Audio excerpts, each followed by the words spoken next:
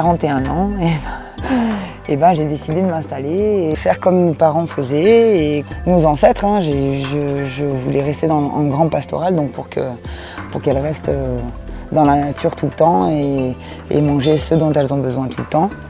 Parce que oui, parce que pour moi, pour le bien-être animal, c'est ce qui est essentiel.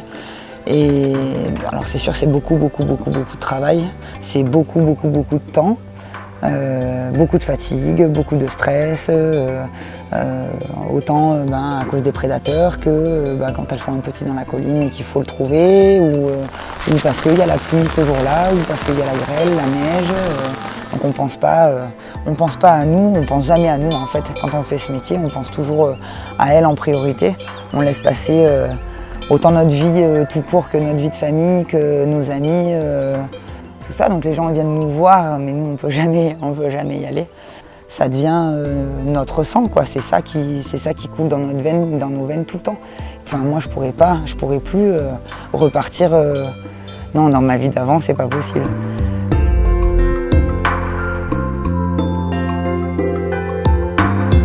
Au fromage d'antan, pourquoi? Au fromage d'antan, j'ai cherché longtemps le nom pour mes fromages, pour ma fromagerie, pour mon exploitation.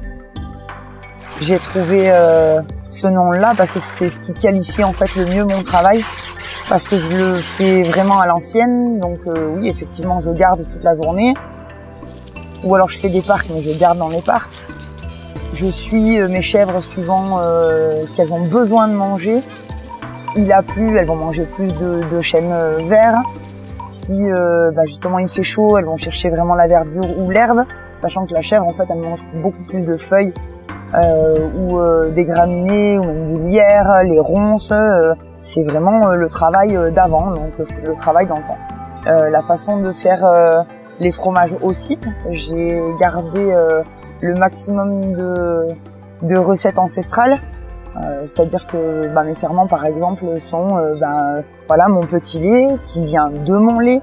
Je vais essayer même d'avoir ma présure qui vient de mes chevreaux ou de mes chevrettes pour justement pas tricher et avoir un fromage qui vient exclusivement de mon troupeau. J'essaye de vraiment de garder cette authenticité. C'est elles qui choisissent ce qu'elles veulent manger et ce qui, à mon sens, fait du lait qui est complètement différent parce que c'est par rapport à leurs besoins. C'est pas je les bourre pas de foin, je les bourre pas de grains. Voilà, c'est elles vraiment qui choisissent les besoins de leur alimentation.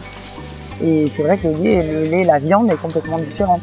Quand on a après des chèvres qui vous remercient en fait de les amener dans la colline, même si on fait 20 km dans la journée parce qu'on est obligé, parce que ce jour-là, elles ont décidé d'aller manger les arbres de telle parcelle. Et je vous assure que c'est vraiment elles qui décident. Et elles vont vous emmener par tous les moyens là où elles ont décidé, où c'était le meilleur pour elles. Donc voilà, après elles vous le rendent tous les jours. Moi les miennes, elles sont toutes, pas apprivoisées, parce qu'on peut pas dire apprivoisées, c'est pas encore une fois, c'est pas nous qui décidons, c'est elles qui décident de vous faire confiance et pas l'inverse. Et des fois ça dure des années et un jour quand vous arrivez et que du coup vous appelez celle que ça fait 3 ans que vous essayez d'approcher et qu'elle a jamais voulu vous approcher, ce jour-là elle vient vers vous, elle baisse la tête et elle dit c'est un câlin. Et ça c'est le gros plaisir du berger, c'est la meilleure chose, la plus jolie chose qui puisse arriver, quoi. Alors j'ai la chance de pouvoir louer un domaine qui fait à peu près 160 hectares sur à peu près 20 km, tout bordé de rivières. Donc elles sont heureuses d'avoir ça parce que l'eau en fait ça vaut de l'or. C'est la nature qui nous permet d'avoir ça, parce que quand on doit leur porter environ 150 litres par jour, ça fait comme je vous ai dit, je suis en grand pastoral, donc c'est des parcs, c'est pas de bâtiments, c'est des bidons qu'il faut porter, qu'il faut aller remplir aux fontaines. Donc c'est de la contrainte, c'est beaucoup de travail, c'est beaucoup de fatigue. Et du coup, tout l'été, j'essaye au maximum de les laisser au bord de la rivière, parce que dans le Var, on a des températures qui avoisinent les 40 degrés. Et quand elles sont au vert et à l'ombre tout l'été, c'est le paradis pour elles et c'est le paradis pour moi.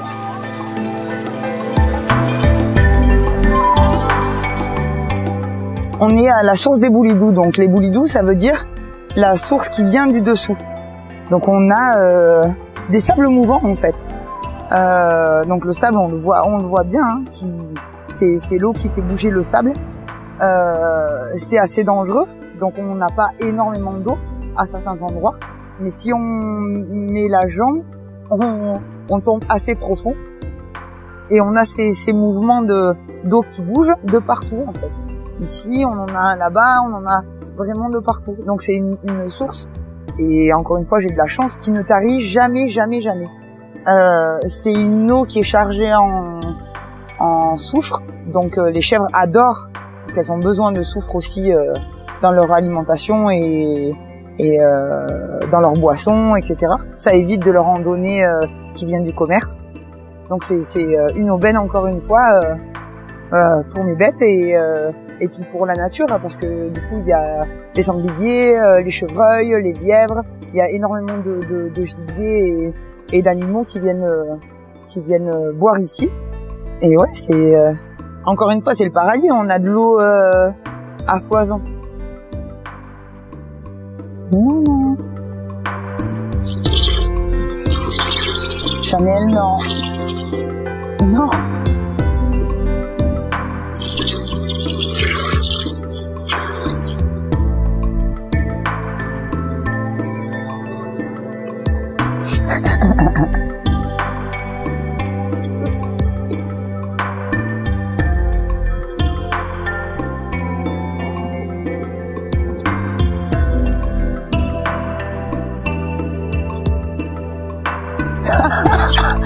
Heureusement que je vise bien, hein.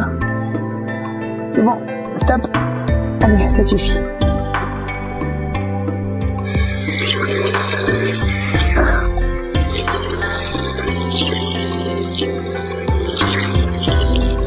Non. Oh, t'en as partout. Oh là là.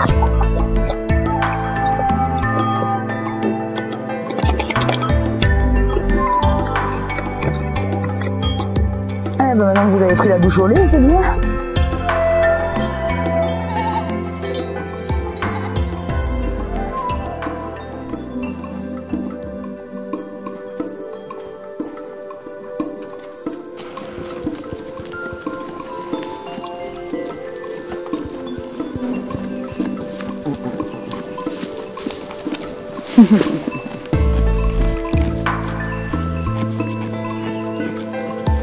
Sinon c'est méchant, hein, les patous. Hein. Ça a des grandes dents. Okay.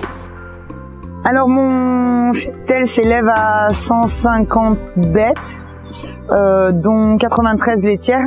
Donc on dit laitières quand elles ont déjà mis bas et qu'elles font déjà du lait, ou alors quand elles sont gestantes.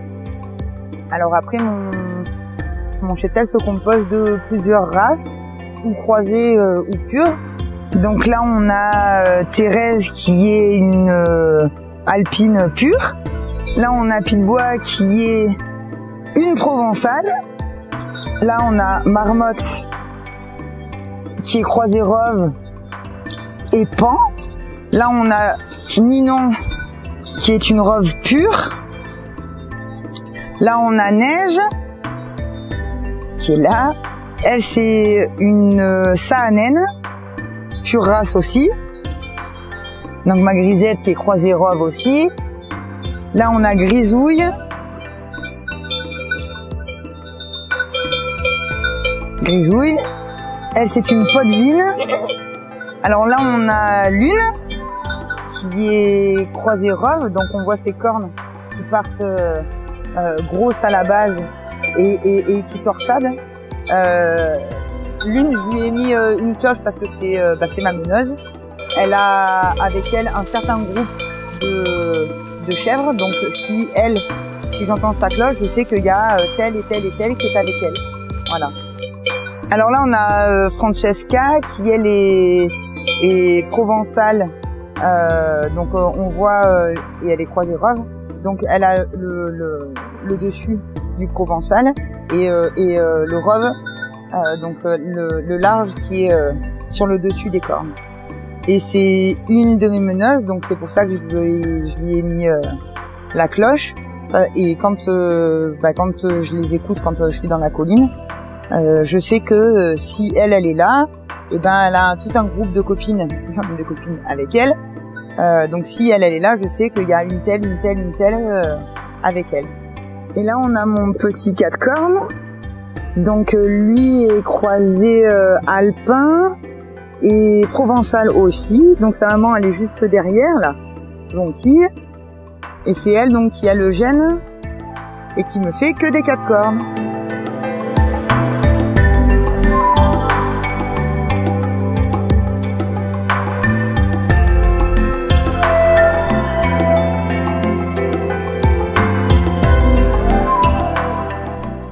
Donc on avait parlé de Narcisse qui est 4 cornes, donc Jonquille qui est juste là derrière et qui vient de me faire 2 petits garçons, dont un que je nourris au biberon, donc c'est là, voilà, c'est ici le petit gris. Et en fait je me suis aperçue ce matin qu'il avait alors on appelle ça les paupières en œil de lynx, donc c'est les paupières qui sont en accent circonflexe, comme si elles étaient fendues. Mais lui n'a pas 4 cornes. Par contre, son frère qui n'a pas les paupières en accent circonflexe, lui, eh bien, il va avoir 4 cornes. On les sent très bien là, juste à la base. On voit bien l'accent circonflexe. C'est ici, juste vraiment là, en haut, ici. Et il y aura des poils qui vont pousser comme ça. Ses sourcils vont pousser tout droit, comme ça.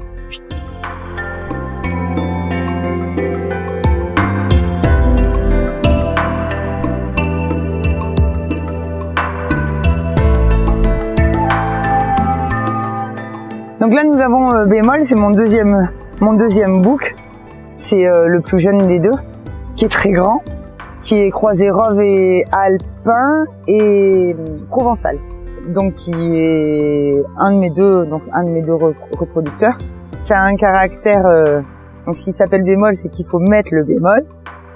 Et après on a Nasdaq, et très sympa, courtois, c'est vraiment deux caractères différents. Autant Nasdaq est très proche de moi, il me fait des bisous, des câlins, il boit ma bouteille d'eau, alors que Bémol, il m'approche pas du tout. Alors tout le monde dit qu'il faut se méfier des boucs parce qu'ils peuvent nous taper, qu'ils peuvent nous tanker, et ben en fait lui non, même quand il passe à côté de moi, qu'il passe un peu vite, il tourne la tête, quitte à se faire un torticolis pour éviter de m'accrocher avec ses grosses cornes. Et du coup, je laisse faire la nature, oui. J'ai la chance quand même d'avoir des chèvres qui se laissent prendre quand elles ont décidé de se faire prendre, c'est-à-dire une seule fois par an.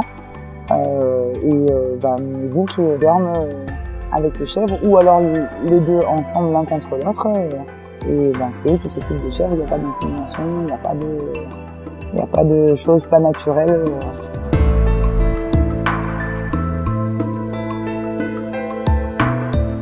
Alors les Nisba en général, moi j'en ai mis, le maximum ça a été 3. Et bien, comme la chèvre elle a 2 pieds, 3 c'est très très compliqué.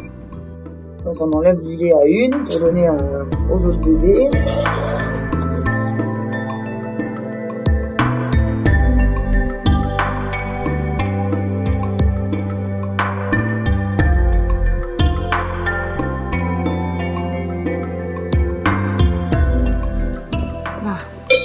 Allez, prends dans ma bébé. Oh, putain, il est mort. Allez. Allez. Oui, je sais. Pardon. Voilà. Ça va, ça y est. Allez, c'est bon, on y est presque. Allez. C'est pas du savon que tu mets? Non, c'est du sucre glace. C'est pour faire dilater. Si j'arrive à le faire dilater. Allez, putain. Non, attends, l'une. Attends.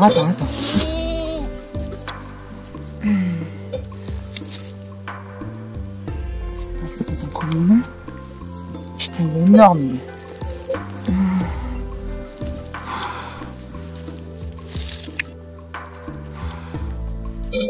Ça va, les bébés.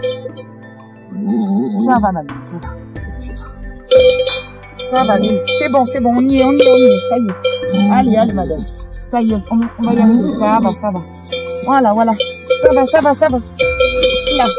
Allez, ma belle. Mais ouais, il est gros, tu vois. Et il tire déjà la langue et c'est pas bon du tout. Allez. Là, c'est bon. Allez.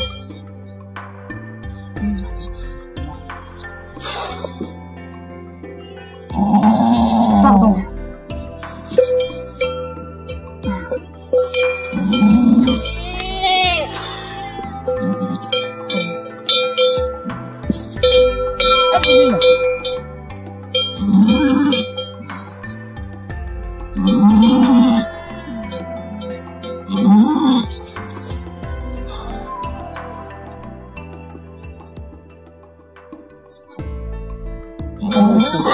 On réessaye.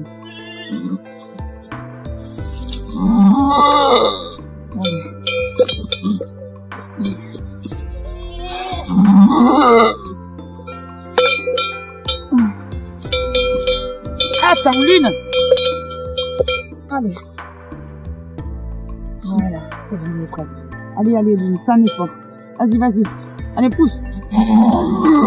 Allez, pousse encore. Allez. Voilà. C'est bien, ma belle. Là, ma belle, là. Ouais. C'est bien, ma belle. Regarde. Là. Allez. Là. Voilà, c'est bien. Regarde. Oh, regarde. Là. Et c'est une super fille. C'est bien, ma belle. C'est bien. Non, ma belle. C'est bien.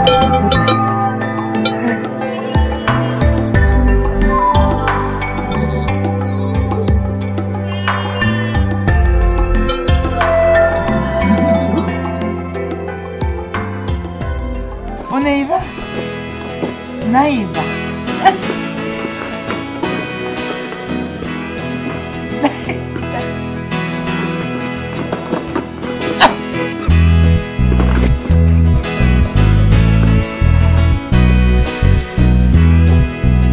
Naïva. Aïe. C'est pas une tétine, hein, mon nez.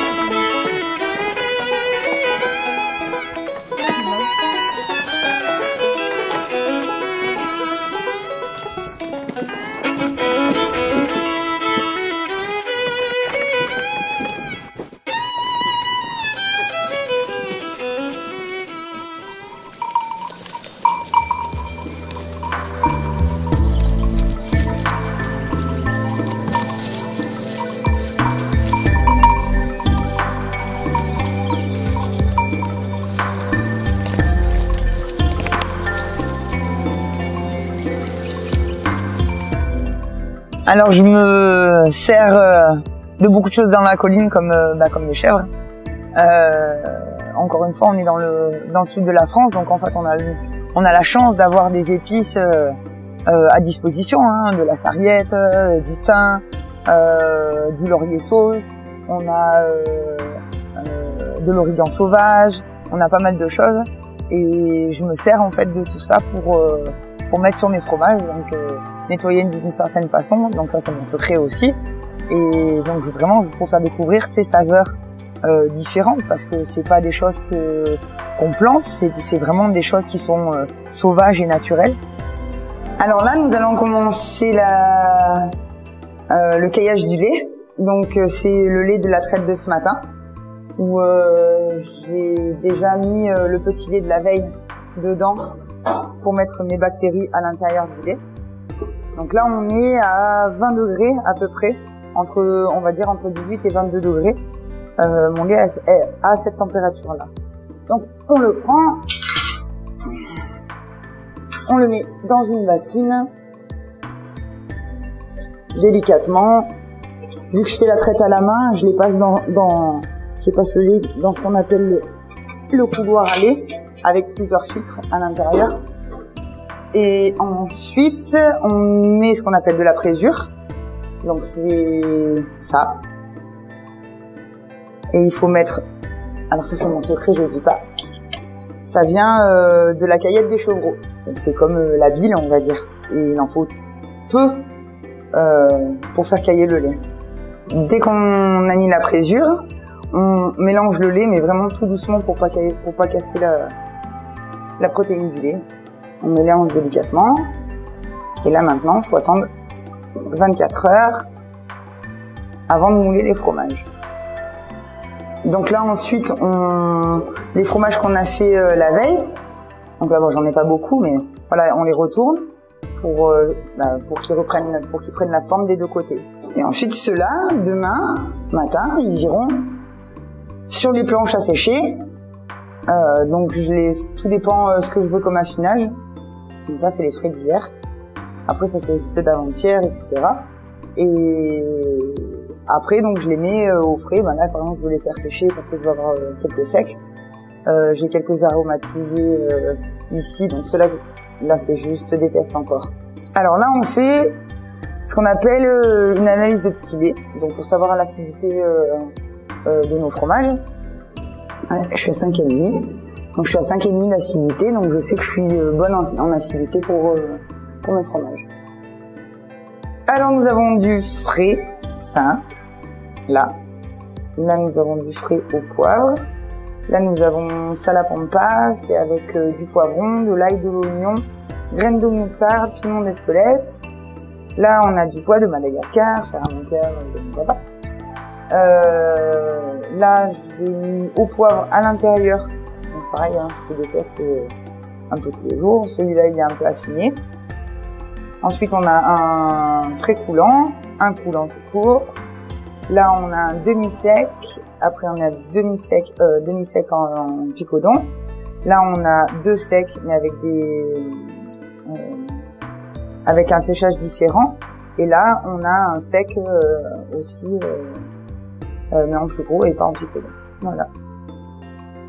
J'ai voulu aussi, comme l'exploitation en fait des chèvres viennent de ma maman et de mon beau-père, j'ai voulu aussi mettre mon papa en avant, qui lui habite à Madagascar, et utiliser vraiment des épices qui viennent de chez lui, des femmes qui ramassent tout à la main, qui font tout elles-mêmes. Donc je me fais venir du poivre sauvage, du poivre à queue, que j'incorpore avec des confitures, avec des sucres, du miel, des choses hyper locales. Mais je voulais vraiment avoir ces deux parties en fait de ma famille qui sont très importantes pour moi, et faire vraiment cette cohésion